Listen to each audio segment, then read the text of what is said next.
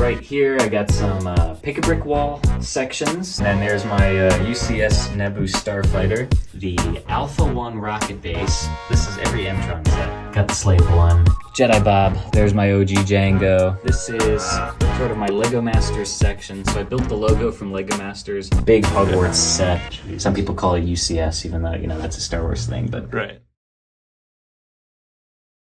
Grant. Michael. Grant. Michael. We film videos at Atlanta Brick Code. Grant. Michael. Grant. Michael. Hooray! So this is another one of my favorite sets that I couldn't pick. Mark wanted 3 sets on the best sets video and I could not choose. So this is another one I had on the best sets video. I bought this one right when it came out back in 2008. So this is the old version where all the minifigs, you know, don't have the pupils in their eyes. This is just a fantastic set with lots of little play scenes. And it was no surprise to me that they chose to re-release it and do a newer version, because I think a lot of people really enjoyed this one. The one thing that I've added to this one, I just threw a little mini kit up on top there. If you've never built a mini kit, you should go build a mini kit. It's like when you finish it and you're holding it in your hands, it's like this so weird, satisfying. like satisfying kind of like ethereal experience. Yeah. Over here, get some more expensive items. So I got my Nebulon B frigate. That was one of the San Diego Comic-Con sets that they released just for sale for anybody to get. So I did get that one the day it came out. I actually bought 2 of them because I had missed out on the Bespin Duel. So at Brick Fair, I traded one of my Nebulons for the Bespin Duel. I actually did a little better than that. I sold the Nebulon and made more money than I bought the Bespin Duel. And then back there, tucked in the back, are the 4 kind of micro scale. Again, I love micro scale. Sort of vignette builds that they did for various anniversaries and commemorative things. Oh wait, I gotta tie my shoes. Wait, Daniel, why'd you stop talking? Daniel? So in all seriousness, this is the Cloud City Boba Fett, so that's why he's in a very nice standalone case. You know, obviously Django is a very expensive figure, but maybe I'll get another one of these cases for him. This is actually, it's a baseball display case. I got it at Hobby Lobby, so really nice way to put him on display. And I did build a little stand for him that kind of looked like that part from Cloud City where he was standing in the carbonite freezing room. And then the way I've actually, this is one you definitely worry about cracks on. Yeah. So what I did for this one was I used one of the 4-height antennas, and it actually kind of slides up in his jetpack. So now he has no stress on his legs whatsoever. Yes. So Gotta make sure with that. Yep. I think that's a nice way to display him though. So maybe I'll pick up a second one of those cases for Django to be by his side. So this is kind of an unusual thing. So if you ever had the Star Wars Visual Dictionary, in the back of it, there were some pictures of this unreleased Yavin 4 set, circa like 2009, 2010. I imagine they were working on this set around the same time as that 2008 Death Star, because it's very similar in that it's got like kind of this very brick-built structure, but lots of these little kind of detailed interior scenes. So there's only 3 pictures of this that exist in total. I had some printed out because I took in Brick Fair. So that was the main image that was in the visual dictionary. And then there was one sort of close-up of the medal ceremony. These figures are also like hilariously inaccurate. Like Han has black hair for some reason. I don't know, very goofy. And then there's one really blurry photo of the backside. So from just those 3 photos, I was able to, I think, pretty faithfully reconstruct this. I was actually working on it at the same time that M&R released his video about it. Mm-hmm. And I was looking at some of the same like Eurobricks forums and things where other people had tried to build this set. So I spent a lot of time really trying to get this as accurate as possible. One of the coolest things I think from this set, and probably one of the main reasons they didn't do it, is this MIDI-scale X-Wing. Oh, wow. So they did a MIDI-scale Millennium Falcon and a Star Destroyer, I believe, and they tried to do this MIDI-scale X-Wing, which is really nice. It's got this kind of sloped front, but the guns and things on the sides are just so fragile and fall off super easily. So I imagine that was one of the reasons that they decided to can this set. Now, I noticed where the Death Star is in there. It's a printed piece. Did you have to get that like custom printed? Or? It's a 1x6x5 panel, and it has a sticker on it, and the sticker is the plaque from the UCS Death Star 2. Oh! So I bought a reproduction sticker because I was not going to cut up a real UCS Death Star 2 plaque sticker. So there's a store in Australia that makes these reproduction stickers of some pretty expensive sets and things. So I bought a reproduction, and I did cut it up to make it look as best I could. Okay, cool. Like the image. That's really all you see of it there. So it's got that kind of cut corner on it. Right. But that was what it was. That's supposed to be like the briefing room before they go in for their run. Cool. So this table here, some more casual for really big sets. So this is the Haunted House. I really love this set because it has a lot of references to adventurers, which is one of my favorite themes. So I'll just quickly show off the inside. So there's like that Sphinx head from that one. And we did a whole video, actually we didn't do a video on this. I talked about it a little bit in the Adventures Between the Studs episode, but there's also the original designer video from Lego that has Carl Merriam in it. He designed this set, and they talk about all the really cool Easter eggs in there, and a lot of them are adventurers based. So definitely go check that out if you enjoy adventures. And I believe, isn't there a little Easter egg with a tombstone on here? Yeah, this tombstone was for Tiago Catarino. He's from Portugal, and he was a Lego designer that did like the Ship in the Bottle and a few other sets. And he did leave Lego, and he's now doing his own thing. So I think that was kind of their homage to him. Like he was dead to them, I guess, because he stopped working at Lego. But no, I think they're all on good terms and everything. Over here is the classic 1960s Bat Cave, which I've populated with a few more of the extra villains from that original 1960s show. So some of the extra ones I added were King Tut. He was one of the CMFs. Let's see, the Riddler came with it, Catwoman. Yeah, Egghead was another ridiculous villain they had back then. You got the original Mr. Freeze. That one came in a poly bag. Over there on the Bat Cycle, you got the Arctic Fowl. Penguin there.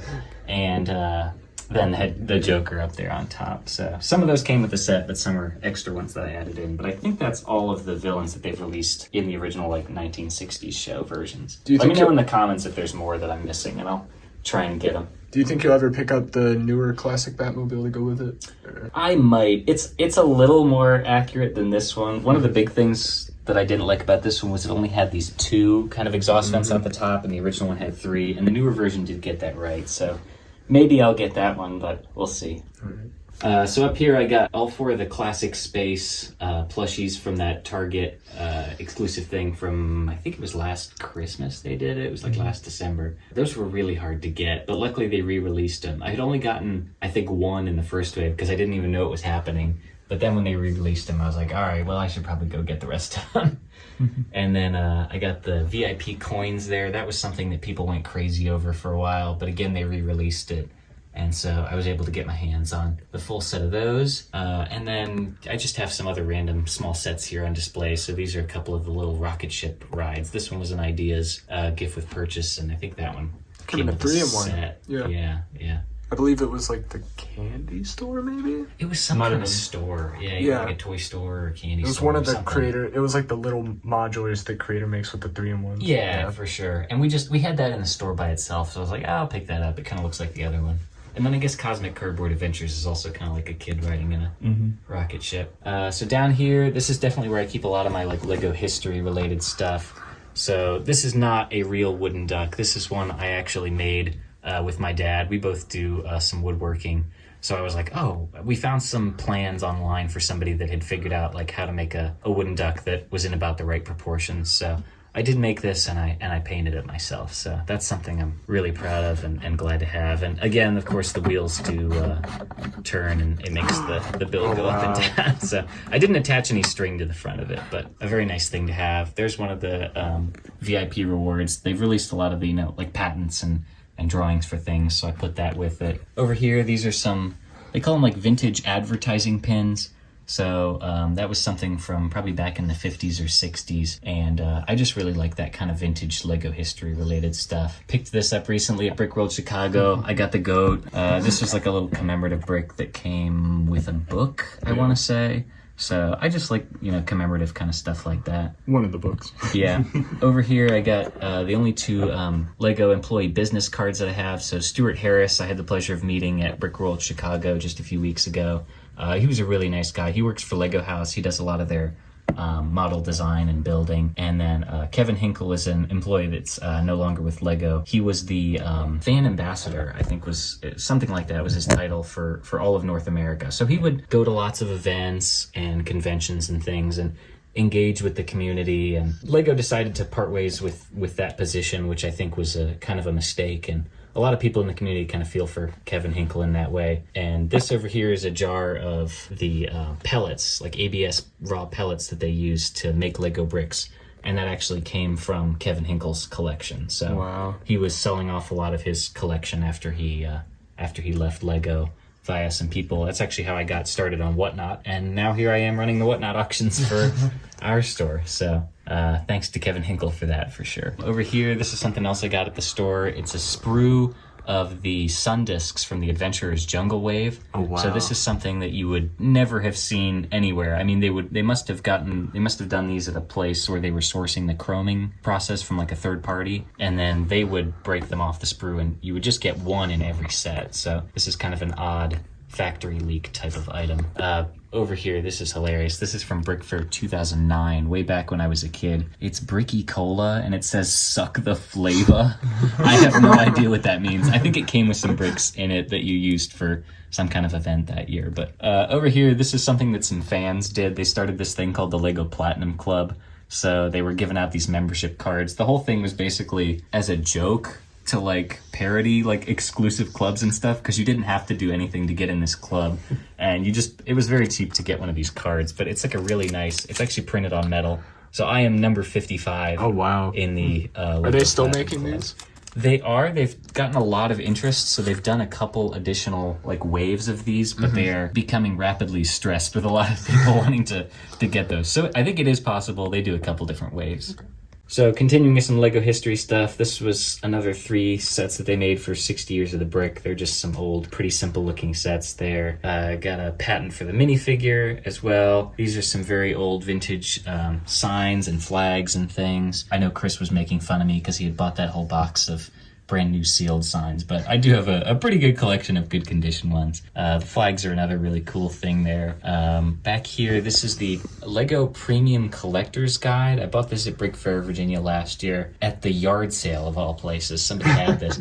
It was still expensive, but that just, goes to show the kind of crazy, hard to find exclusive stuff you can find at these conventions. So this did come with a really cool exclusive minifigure, chrome gold brick that's got the years 1958 to 2008. So that was for 50 years of the brick. So that was 10 years before the 60 years of the brick. There are so many Lego anniversaries, it's hard to keep track. Right now we're on the 90th anniversary of the company. So that happens in every year that ends, I guess, with a 2. I think the year of the brick is any year that ends with an 8, and then there's some third anniversary that they always come up with. So it's hard to keep track.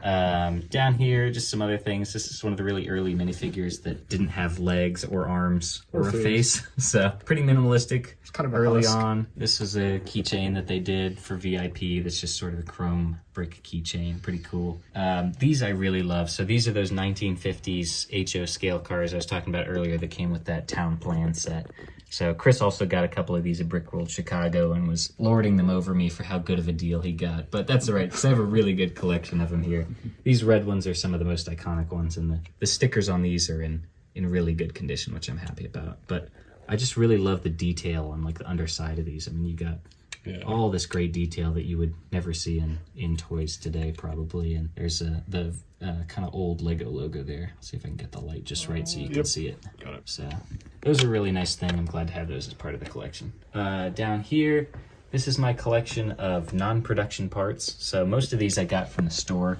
So these are all various parts that never appeared in these colors in any set, in any official capacity. So they were usually made for like Legoland. When they build like the big models and things, they will sometimes make special orders for parts in special colors that have not otherwise been made. And sometimes those things get out. And so we have a lot of those at the store for sale right now, actually. So you can actually get those on our website. But I have a pretty good collection of those going, and I'm sure I'll get a few more. This is one of the only brick heads I own. It's actually designed by one of our fans on the channel, JM Clam. You might recognize his username. I just really like it because he's like a half skeleton. It's like an anatomy figure. This here is my trophy from Brick Fair, Virginia last year. It's the Bricky Award for Best Mosaic. Well, actually, we'll see the mosaic that I did a little bit later on, but that's where I keep the trophy. Down here is a pretty old set. Any fans of Bricksar's channel will, of course, know about the infamous tipper truck army. So I was able to secure one tipper truck despite his best intentions to buy just about every copy of the set in existence. And mine did come with instructions, which is pretty nice to have. Now, correct me if I'm wrong, but this was an official set, correct? Yeah, so the Target dog. I think it came like with a gift card. It came in a little plastic box. So it's the Target dog with that big round nose. He's got an eye on one side, and I think that's probably one of the only things that this has come in, just the 1x1 with the Target print on it. So I don't know, I just threw him on there because he's funny. I got a few books here from, these are like not produced by Lego or DK. These are my books that are, made by independent people. And so there's some good fun ones in there. A lot of ones related to micro scale building. So that's where I got a lot of that inspiration from. What's up with the wiener dogs? Oh, I just put the wiener dogs on top of my convention name tag just because I really like wiener dogs. So it's nice that Angie and Randy both have wiener dogs, so I can get my dachshund fix for sure. Down here, this is the very first set that I've owned. So a lot of people have been talking in their videos about the first set. So this is the first one that I remember having. It's just like a little town. I think it was 4 juniors. It's a tow truck. It's got maybe like 20 pieces in it. You know, a lot of people remember what their first set is, and it has nostalgia no matter how dumb of a set it was. So just a couple other items. This is just an old set I have sealed in the box. It's not particularly cool or anything. There's a coin bank, another patent back there. That's the one for the Lego brick. This is my giant skull. I don't know, I just like it. I don't think there's actually anything in it, but he's fun. This is the first iPod I ever owned. It's an official Lego iPod. It's like made out of bricks. I haven't charged it, but look, and it takes like the fat USB, so I have to actually find a cord that even fits that to try and charge it up. I would bet money that iPod has Wonderwall on it. I would bet money. Now I'm gonna have to actually find a cord to charge it to see if Wonderwall is on it, like in an unironic sense. Anyway, moving this way, these are the books that are the like Lego official DK ones. So there's that Star Wars visual dictionary. I used to like buying these because they would come with those official minifigures, but like now as an adult collector, like it is nice to have these books and be able to reference a lot of that material. Down on the bottom, this is just where I keep my Lego catalogs and magazines. So I've got a pretty good backlog of those. These red binders here, this is where I keep all my instructions for my vintage sets. So I've got a pretty good number of those. I'll just pop one open for some nostalgia. Yeah, see, there you go. There's all the M-Tron instructions. So there's some good stuff in these binders for sure. Old stuff. Yep. And then just a handful of the bigger books down there. I just got a couple random smaller sets up here, just things that I kind of like the look of, but don't have any particular rarity or significance. And then my Ice Planet poster up there, that's another pretty cool one. For my parts, however, a lot of people debate about how to organize their parts, about part versus color. This is yes. So I do big parts by color, and that's kind of how I started. And then smaller parts that would get lost in the corners of the bins, I do by part. And then kind of generic parts that are smaller, so I've done plates so far, are by part and color. Nice. So that's mostly how I do that. What's going on the shelf here? On this shelf here? Oh yeah, this is my monorail. This was a very recent acquisition, so I'm sourcing parts for a very special project for that. I'm not going to put this back together as the set that it was, because all I really bought was this. It's like the 2 chassis, the motor, and the battery pack. And then I do have a bag full of monorail track. So I'll be working on a very special project for that soon. Over here, this is just a little side project. I'm trying to get 2x4 bricks in as many colors as possible. So I'm pretty close. I've only got a handful that aren't checked off that are some really weird colors like lilac or medium orange or medium violet or let's see, sand red. Yeah, that's going to be a long-term project. Yeah, but I'm doing pretty good so far, So this was another thing I was able to get because my brother worked at the Lego store way back when. So that was actually during the 75th anniversary. We're now on the 90th anniversary, so this was 15 years ago. That's pretty hard to believe. He worked at the Lego store around 2007, 2008. So this is a really nice banner here with the duck, and it says since 1932. And it's got a couple pictures up top of some kids playing with some very old sets. So that's a nice thing to have. Over here, that's a poster and the minifigure they did when they reached 100 Lego retail stores in North America. I actually got the poster for free at Brick Fair last year. The guy was like, yeah, you want that? You can have it. It's like a nice, like shiny, kind of reflective gold poster. And then the minifigure I got later to go with it. That's a little bit of a pricey one. So this is my mosaic that I did that I actually won Best Mosaic, the Bricky Award for from Brick Fair, Virginia last year. So I did it's the Lego logo, of course, but I added a lot of greebled details. And people have done greebling before, but I really wanted to work in a lot of like fun hidden things to look for. So there's like some hidden features there behind the adventurer's coffin. You got a little skeleton in there.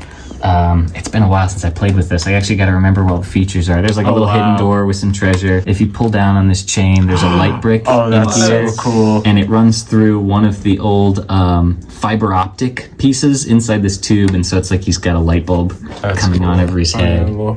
And then, yeah, lots of little fans and spinny things. This is like the piece of resistance from the Lego movie, and it's like dripping craggle out of it. That's so cool. And then there's a little crank here that makes these gears turn around. That's so cool. I had a really fun time trying to see like what things I could get to work in all monochrome. That was like a very fun, dynamic kind of challenge. And people at Brick Fair had a blast looking at it and finding all the references to things like space and adventurers and castle. And this is just my bulletin board. I've had this little piece of comic strip here forever. I just think it's funny, so it stays on my bulletin board. Prolific identity thief. He's got a whole shelf of that so you can change. These are some different pins I have from conventions I've been to. One of the first commission builds I did for the store. This was my notes from the first Between the Studs episode that I was on from the Adventures video. There's this guy that does enamel pins. There's a Cloud City Boba one. There's also a Django one and some other, high dollar Star Wars figs he made some pins of. Down there, I just got a few odds and ends from Marvel. There's my Iron Man head. That was somebody else's design for Iron Man's, his chest piece arc reactor thing when it's kind of on the display stand. And then there's my little Infinity Gauntlet. All right, so one of my last things here in the center of the room, this is one of my MOCs that I finished up in the past year. It's the map from Lego Island, the video game from 1997. So I'll grab the booklet here. This was the book that came with the game, so there's the map there. You can compare that to what I did. And then one of the really cool things that I wanted to work in this one was one of the huge parts of Lego Island was the race. And you would start here, and the race then went into the mountain, and it went underground. So I worked in a feature. All these logos here on the front were the various buildings, so like the hospital, the police station, the gas station, stuff like that. So this was the icon for the race. So, oops, I'm knocking chest figures over. So if you push the icon for the race, oh my gosh, it actually lifts the lid up. And that was the race course. Sick. Oh so you would start here. You had to dodge these giant pizzas that would roll back and forth. And then here, the skeleton's really tall, so I'd take him off. But he would go on here. So you would drive through there, and then you had to his legs would be swinging back and forth, and you had to dodge his legs, or he would kick you off, and you had to do that whole section again. Oh my God. And then there was this giant octopus that spun around, and you had to dodge his tentacles. It's a fire truck. Yeah, a fire truck. It was so random, but that was, in the 90s, that was kind of the spirit of Lego, was just crazy, random, absurd stuff happening. And a lot of people as kids remember the race being kind of scary because it was in this very dark underground cave thing. So kind of a fun thing. I'll be taking this to Brick Fair, Virginia here in a couple weeks. And I'll have that on display, probably with some Lego Island music, because a lot of people remember the soundtrack. And then there's some of the minifigures from Lego Island with a little side build from the information center there. Moving this way, so yeah, I knocked over some of my chess pieces. I'll throw them back up. This is a set, not a MOC, so that's from Harry Potter. I just really like the way that they did a lot of these figures, and you can play chess with it. So I got that set. Back here, this is a MOC I did of the mansion from the movie Knives Out, if you've seen that. Yeah. It's a really cool old mansion, so I built it, of course, in micro scale, because I love micro scale. It's a lot easier than building big things. For sure. You can spend more time working on the details and the techniques without having to source a lot of parts and stuff. So kind of a fun one that I did there. The turret technique was kind of hard, and the roof too was really detailed. Lego rubber bands on They are, yeah, so that's kind of a legal technique that I did for that one. They're using rubber bands to hold the sections in. So it's not ideal, but there's not really a lot of other great ways to make an 8-sided turret at that scale. And then over here, this is a bridge designed by this architect that's in a park somewhere in England. But it's just a really nice kind of piece of architecture like there. the little roller skates for the column work. Yeah, so I had them just using 1x1 rounds, and then when the Coliseum came out, I was like, oh, I gotta get some of those parts with the candlesticks and the hollow studs and the stuff, because they really look like columns with that kind of scroll work at the top. All right, we'll go in and check out the closet. This is just sort of my messy catch-all for stuff, but there's a few things on display in there. So I got some extra posters on the wall. This is how I sort some extra pieces, so that's where I keep a lot of my vintage bricks and stuff. Some more small parts bins, some more vintage parts, like minifigure parts and stuff. Let's see, what else? A lot of sets that I don't have room for.